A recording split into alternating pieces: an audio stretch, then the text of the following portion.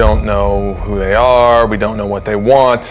Aliens invading the Earth and the Earth's last stand. What we do know is that they're taking people.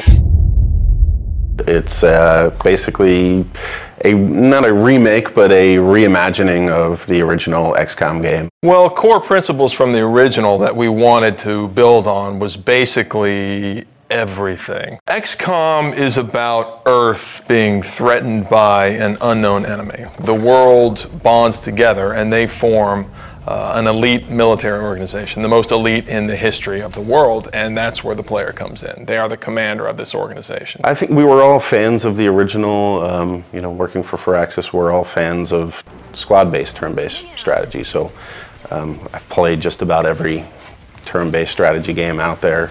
I think we all had a lot of ideas and things that we wanted to do and things we liked about all of the games that we played in the past.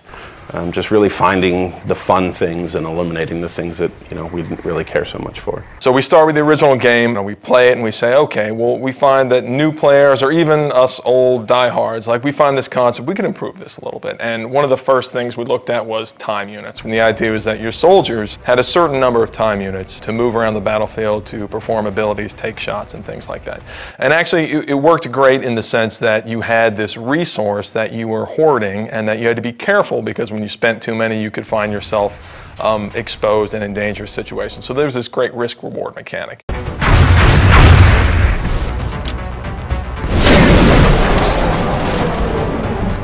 We said, okay, how can we simplify that and sort of free up all that headspace that takes up in the player's head? We sort of turned the time units into a simplified version where the player has a number of moves that they can perform per turn, and they can choose to move, they can choose to move and shoot, they can choose to move really far, and then based on different abilities their soldiers have, maybe they can use those abilities to do different things. But it still has that great risk-reward mechanic. Look, I need to run really far this time, but when you do that, you're always taking the cost that you're not going to be able to shoot, and then you're going to find yourself in a difficult tactical position.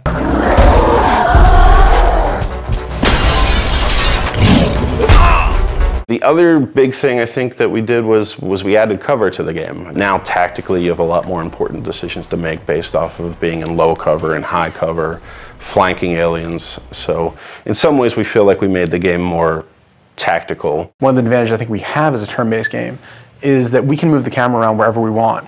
If you're making a game that has real-time response, players get really upset when you take control away from them. Well, we do that every other turn. There's been a very cinematic approach to the game that we're making now that wasn't available then, simply because we can move the camera around and take advantage of the fact that we have a 3D game. We're still leveraging the 3D and the tech that we have available now to make it a much more compelling experience, I think, visually, than they were able to do back then. The Glamcam was our way of kind of making a turn-based strategy game sexy. It was a way for us to take the camera and put it in the environment in a way that kind of got you out of the normal gameplay mode, but let you see things a little clearer and a little more up close and feel like you're a little more part of the action.